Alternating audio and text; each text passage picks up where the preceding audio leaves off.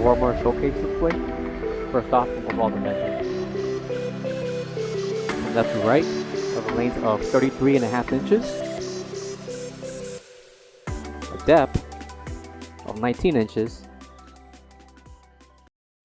and the overall height of 23 inches tall. Coming to the front and back are dual slide doors, and included are 3 adjustable shelves. Each shelf dimensions will include 14.5 inches for the bottom shelf, 13 inches for the second shelf,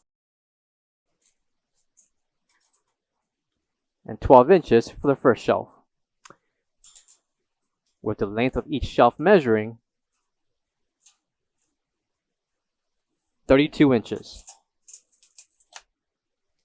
Located on the other side of the warmer is your water pan. Interior dimensions for the display will include 33 inches in length, 17 inches in depth. 17 inches depth applies for the bottom level, and the overall height 17.5 inches. Light strips are located on the left and right column along with the top.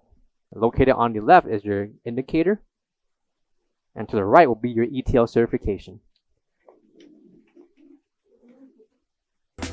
Coming to the back of the display will be your gauge along with the power switch, your 110 to 120 voltage.